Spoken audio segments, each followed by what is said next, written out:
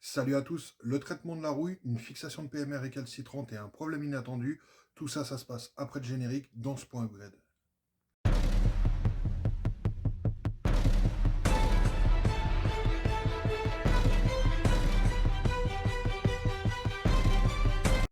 Alors je sais pas si je vous avais dit dans l'autre vidéo, dans l'autre point upgrade, j'ai retrouvé mon destructeur anti-rouille là, destructeur de rouille pardon. Et ce que je vais faire, c'est récupérer un pinceau. Attendez, je vais éclairer. Récupérer un pinceau. Parce que là, ça, je sais que je vous en ai parlé dans un autre point upgrade. C'est au niveau des pieds là, ça commençait à rouiller.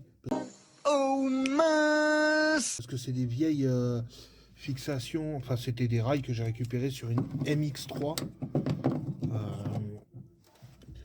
Que j'ai récupéré sur une MX3 qui avait pris la flotte, qui est restée à l'abandon. Et l'avantage d'avoir des rails de la MX3 qui, je le rappelle, est en 3 portes, c'est que du coup je peux avancer un peu plus le siège. Enfin, après ça dépend, c'est pas systématique, hein. Toutes les 3 portes n'ont pas des rails qui vont plus loin. Par contre, sur les 3 portes, forcément, les sièges ont le dossier qui s'incline. Moi, je suis en baquet, donc non, du coup, non. Mais voilà, celles-ci, elles avancent un peu plus. Et là, je vais pouvoir passer mon destructeur de rouille sur les pieds ici. Parce que la rouille est simplement de surface, la structure n'est pas attaquée. C'est ok! Alors, en espérant que vous voyez quelque chose, parce que mon trépied a eu quelques déboires.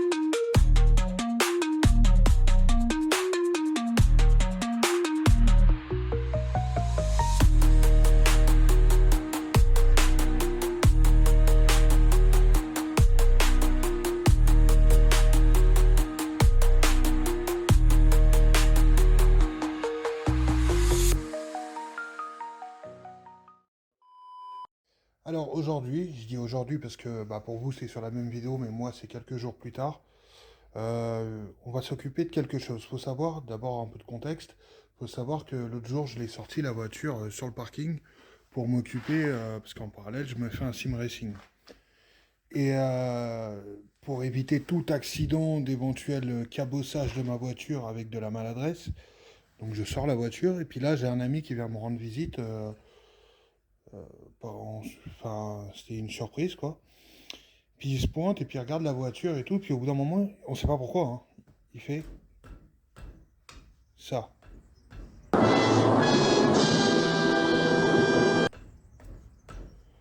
Et là, elle va plus le faire.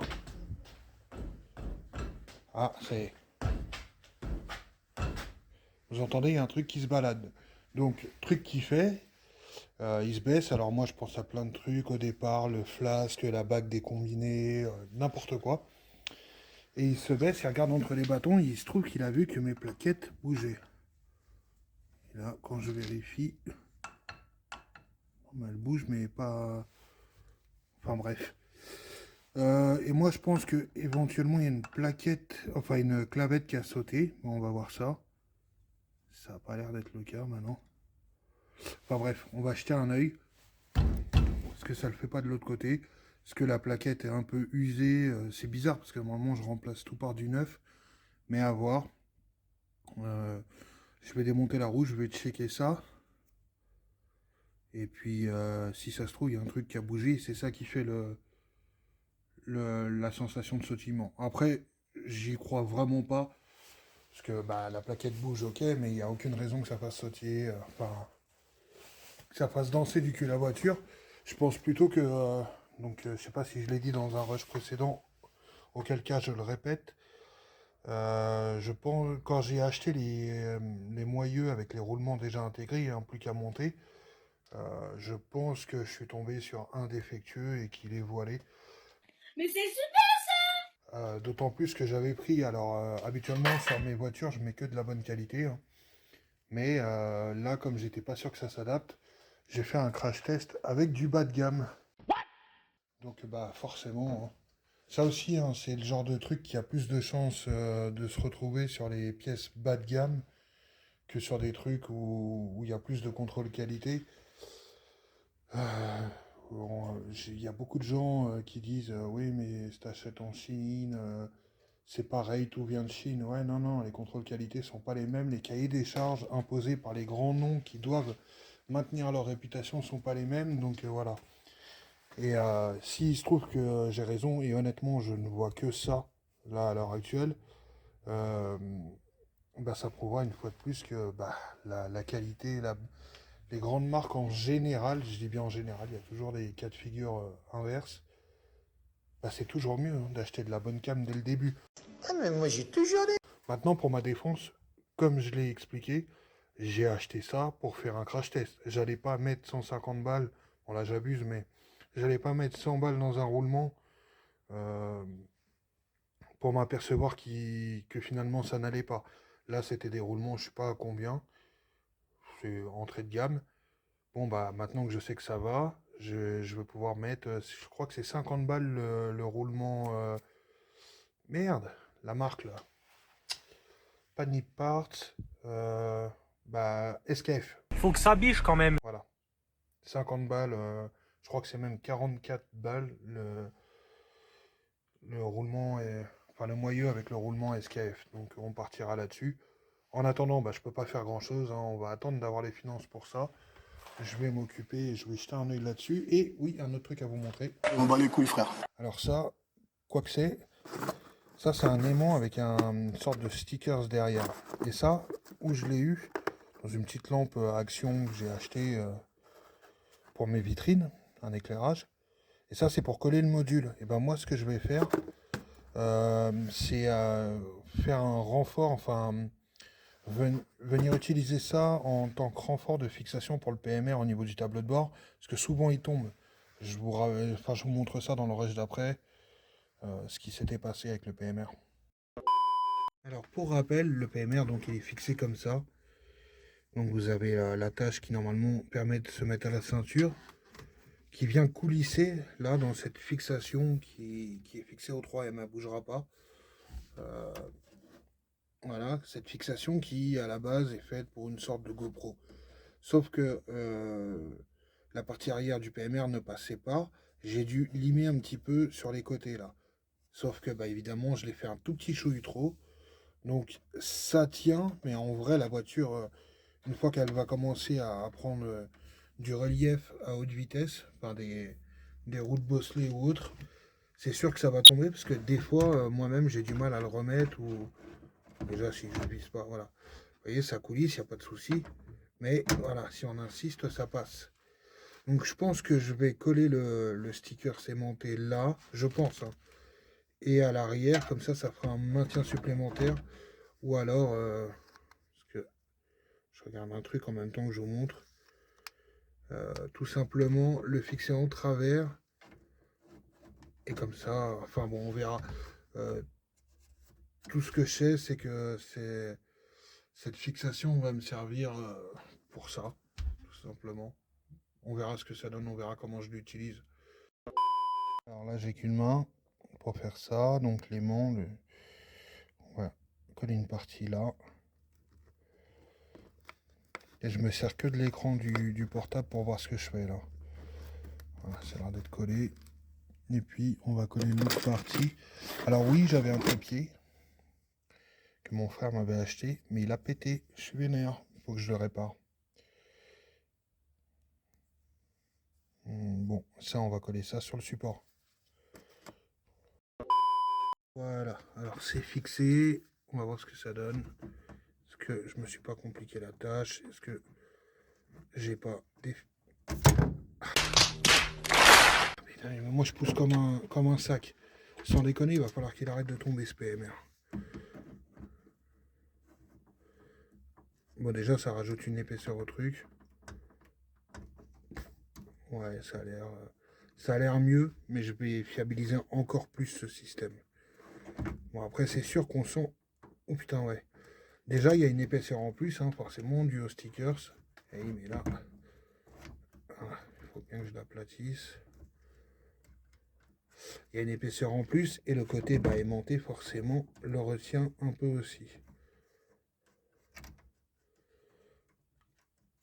Ouais. Alors, c'est pas mal, mais je peux encore mieux faire. Je reviendrai dessus ultérieurement, mais c'est vrai que dans une voiture comme ça de rallye, j'ai idée que, de toute façon c'est comme ça que je prévois, que je prépare mes voitures. Il faut partir dans l'éventualité que le copilote n'a pas à passer une demi-heure. Attends, c'est bien aligné, c'est machin. Non, ça doit être fiable, solide et, euh, et utilisable surtout par n'importe qui. C'est surtout ça. Genre tu prends le gros bourrin du coin de la rue.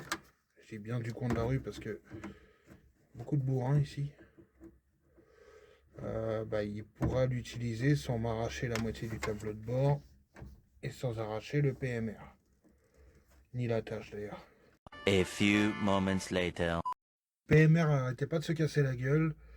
Le système d'aimant c'est encore pire que sans rien. L'idée était bonne mais la forme du support je pense qu'elle n'était pas adéquate. Donc j'ai tout arraché. Allez hop, ça me saoule.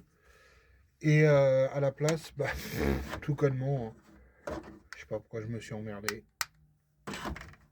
Ce que je ferais, c'est que là par contre, je mettrais un petit truc en stickers, une butée, et de chaque côté, pour éviter qu'il se balade comme ça pendant les spéciales. J'ai sorti la voiture, comme vous pouvez voir, et il y a toujours... alors, putain, je pense que ce garage est hanté. À chaque fois, je retrouve des trucs bizarres.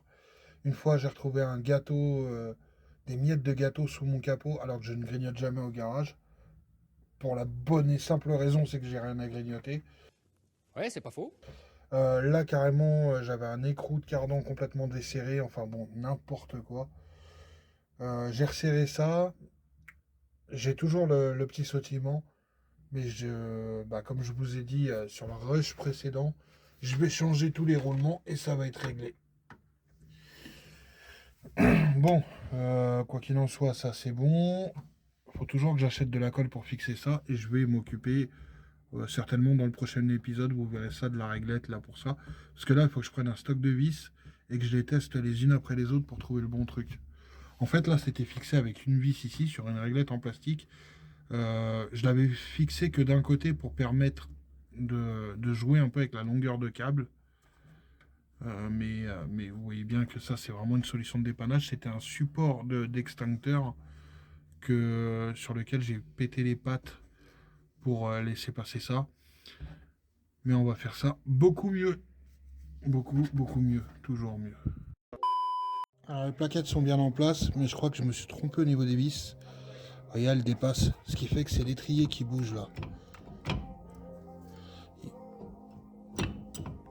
Ouais, je fais une petite connerie. Oups, la boulette. Faut juste que je change cette vis là finalement. Celle-ci elle est bien en place. Et encore que... Non, ouais. Il faut juste que je change celle-là ou je la resserre. Parce que j'avais dû intervenir sur les freins et redesserrer celle-ci, je sais pas. Et du coup, je sais pas pourquoi elle est pas jusqu'au bout. A few moments later. Oui, j'ai bien un ancien étrier.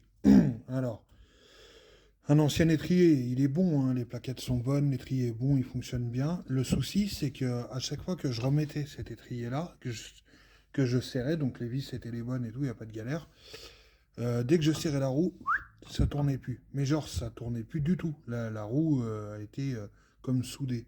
Parce que ça plaquait à fond le disque contre les plaquettes. Mais je me dis, le piston, il n'est pas sorti, donc pourquoi? Et en fait, je pense que au niveau des tubes, donc c'est un que j'avais refait ça, Au niveau des tubes, là, j'ai pas dû mettre les bons, en fait. Du moins, il doit y avoir quelques millimètres de décalage. Ce qui fait que ça doit me mettre l'étrier dans une position un peu chelou. Et je pense que j'avais mis les vis volontairement en levant un petit peu de filetage ici pour compenser. Et en me disant, bah, je vais revenir dessus plus tard. Et bah, j'ai complètement oublié. Je suis spécial. Donc à ne plus refaire. Faut vraiment que je me mette de la rigueur par rapport à ça. Donc là, j'ai mis un étrier que j'avais d'une de mes caisses. Et celui-là va très bien, il tourne très bien. De toute façon, maintenant que je sais, j'ai localisé le problème et que c'est réglé, pourquoi je remets pas celui-là?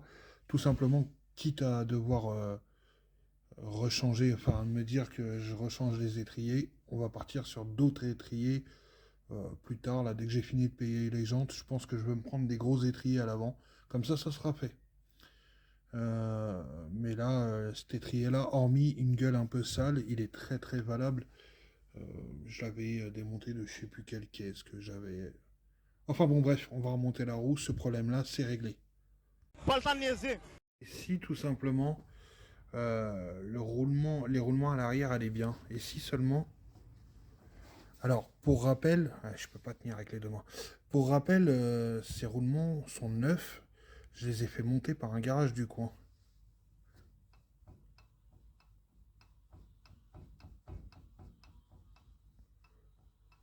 On est d'accord qu'il y a du jeu, hein.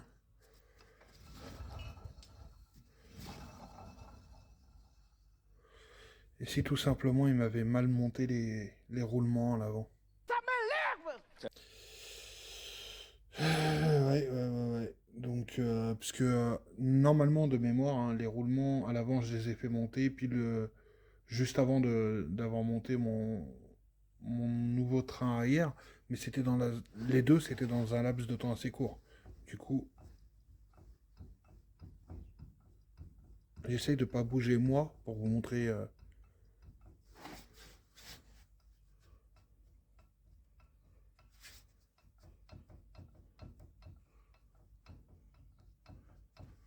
Si ça se trouve, il m'a mal monté les roulements, l'autre guignolo.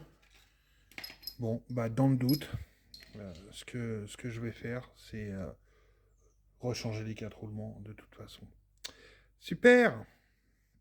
Voilà, c'est tout pour ce point upgrade. On se retrouve bientôt dans un prochain épisode et je vais essayer de vous sortir la visite du jour et un vlog très prochainement. Salut!